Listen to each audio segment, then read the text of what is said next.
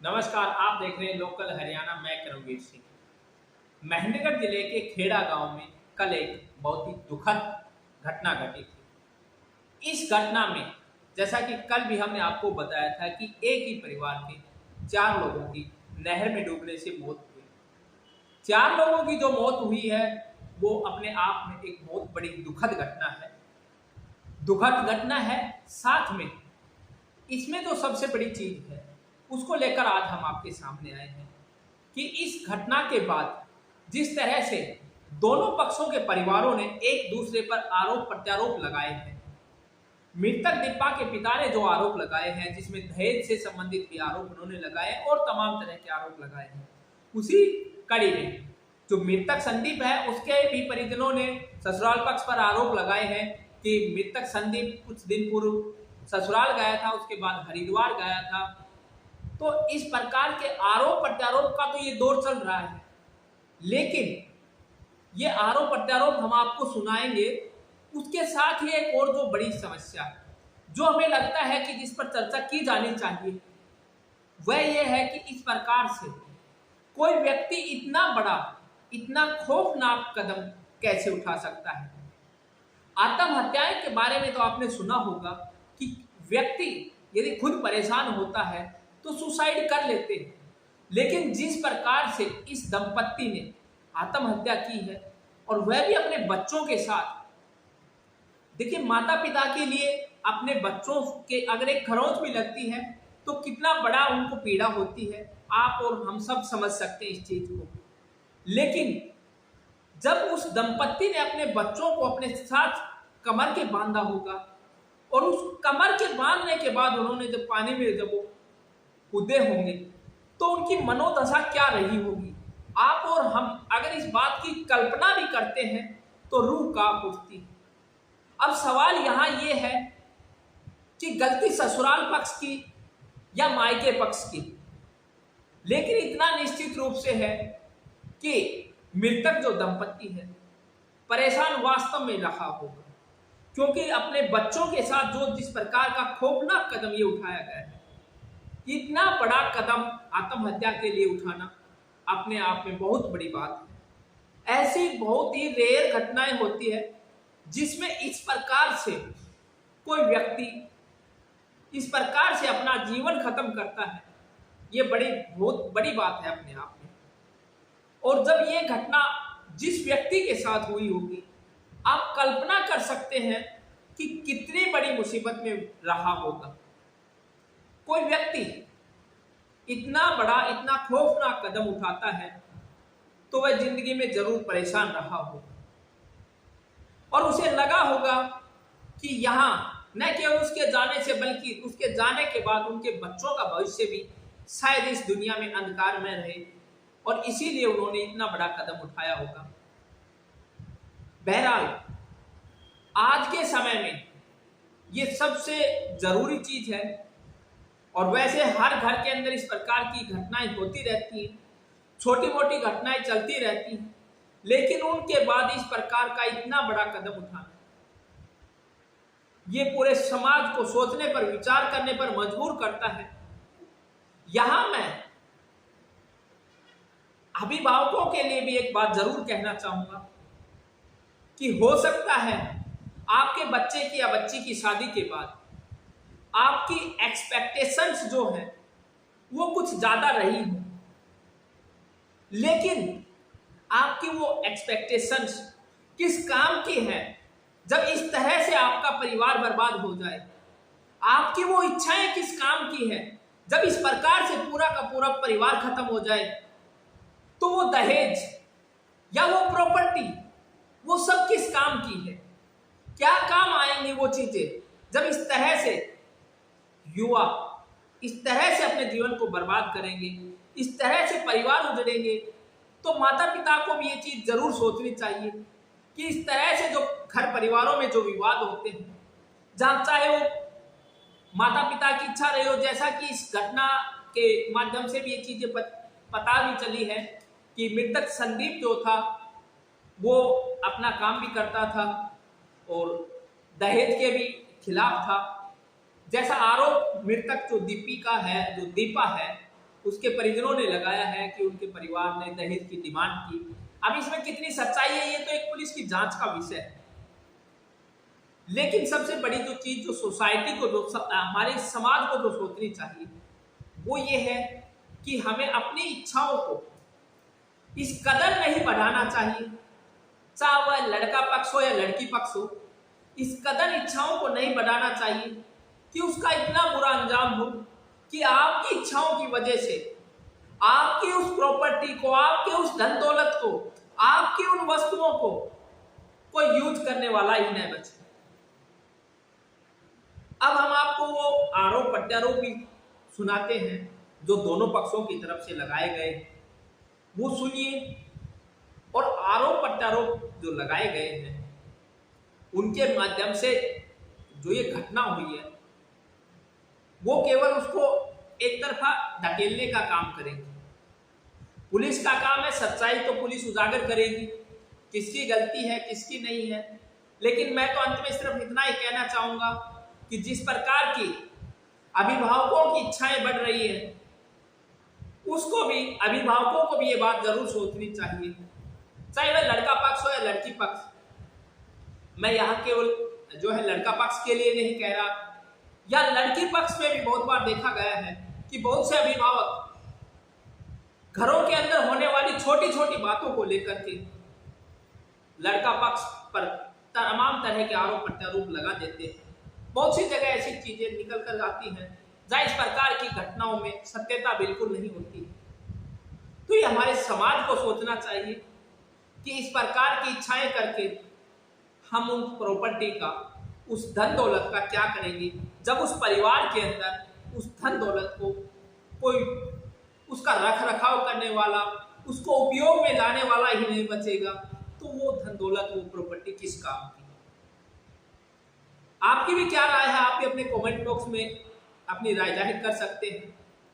बहरहाल अब हम आपको वो जो अभिभावकों के जो आरोप प्रत्यारोप वो सुनाते हैं, सुनिए।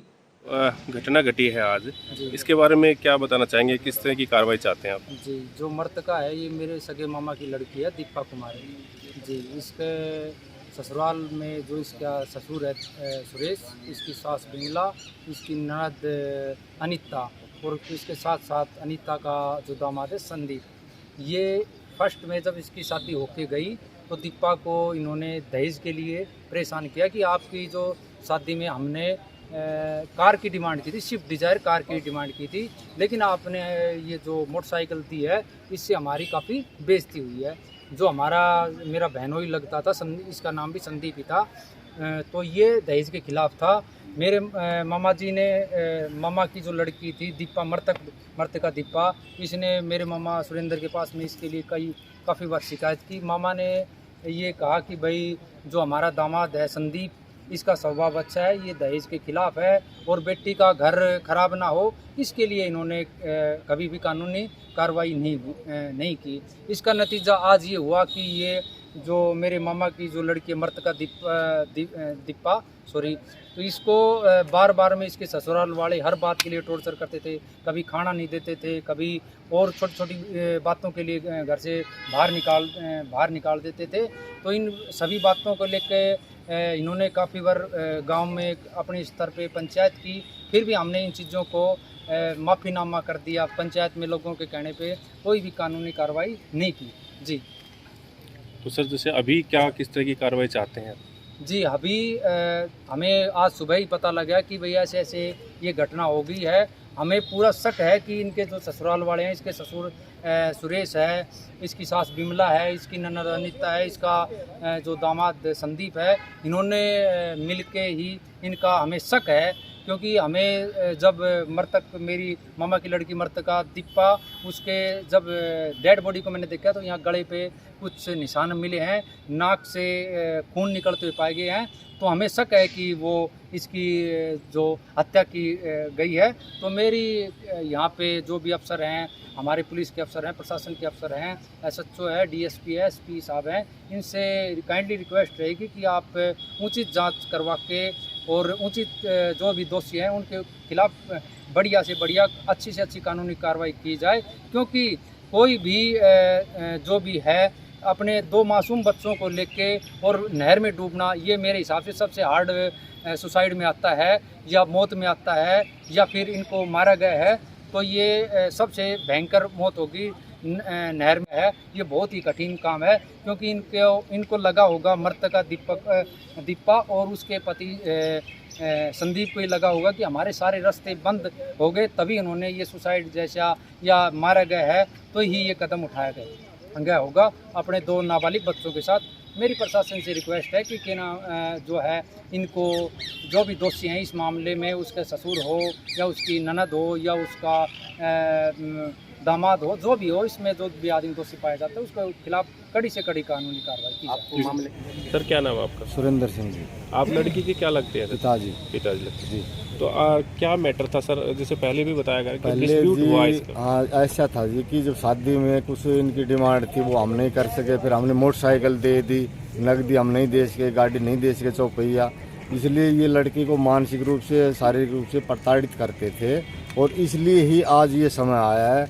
और सुसाइड नोट जो इनके बैग में बता रहे रखा है, पता नहीं उन्होंने लिखा या इन्होंने लिखा या किसने लिखा, ये तो हमें तो कोई दिखाया नहीं गया, और हो सकता है ये इन्होंने खुद लिख लिया हो, अपने बचाव पक्ष में लिख लिया हो, तो ऐसा भी हो सकता है जी। तो आप क्या चाहते हैं? हमें ये चाहते हैं कि हमें न्याय मिले, जो दोषी है उसको सज़ा मिले, दोषी को सज़ा मिले और हमें न्याय मिले, ताकि भविष्य में किसी भी परिवार के साथ ऐसी कोई घटना ना घटे। शादी को कितने साल हो गए? शादी जी 1/12/2016 को हुई थी, 1/12/2016 को।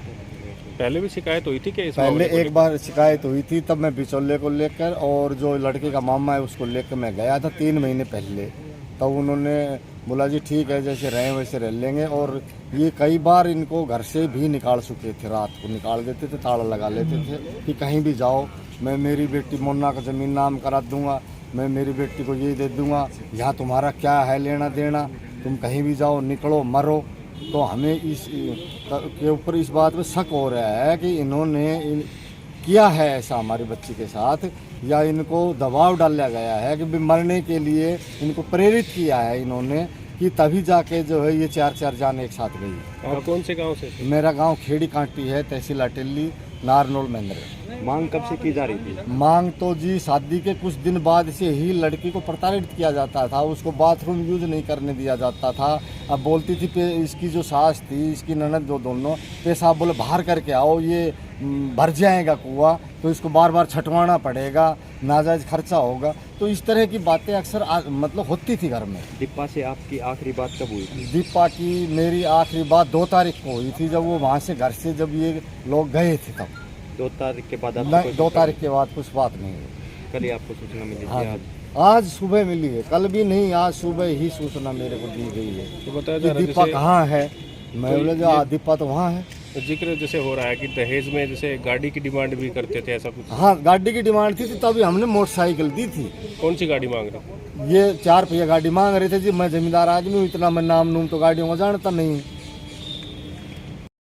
खेड़ा नहर के अंदर खेड़ा गांव का एक व्यक्ति परिवार सहित डूबकर आत्महत्या करने का मामला प्रकाश में आया है। इस पर पुलिस ने अभी तक क्या कार्रवाई की? ऐसे आज एक सुबह सूचना मिली थी, अगर नहर में एक डेड बॉडी मिली है सुरजनवास हेड के पास में, जिस पर पुलिस तुरंत मौके पे पहुंची, तो वहाँ पे एक नाश मिली है जो जिसकी पहचान हुई संदीप वासी खेड़ा की। उसके साथ एक बच्चा बंधा हुआ था 5 साल का, उसी का लड़का। फिर बाद में पूछताछ करने पे पता लगा कि उसके साथ उसकी पत्नी और बच्ची भी है। तो उसको काफ़ी प्रयास गांव वालों की सहायता से पानी को खाली करवा के नहर को, उस डेड बॉडी को उस नहर में से निकलवाया, पोस्टमार्टम के लिए यहाँ भिजवाया गया है हॉस्पिटल मोर्चरी में। अब लड़की के पिता ने एक दरख्वास्त पेश करी है कि मेरे पुत्री, मेरे दामाद और मेरी दोहिती और दोहिता को तंग परेशान करते थे, जिनकी वजह से या तो इन्होंने मारा है या इन्होंने आत्महत्या करी है, जिस पर हम पुलिस कार्रवाई करके मुकदमा। हाँ, एक सुसाइड नोट बरामद हुआ है। उनका जो सामान था नहर के पास मिला है बैग में, उसमें एक डायरी मिली है जिसमें उसने लिखा है कि मेरी आत्महत्या हम परिवार के साथ खुदकुशी अपनी स्वेच्छा से कर रहे हैं। सर, कोई सामान भी बरामद हुआ है वहाँ से? सामान 2 बैग हैं उनके, खुद के सामान हैं। कितना टाइम लगा सर ट्रेस करने में उनको बॉडी? आज ये सुबह 8 बजे करीब सूचना मिली थी, तो काफ़ी समय करीब 6-7 घंटे लगे हैं दूसरी बॉडी को ट्रेस करने में, बच्ची और उसकी जो माँ है उनको। ठीक है, थैंक यू।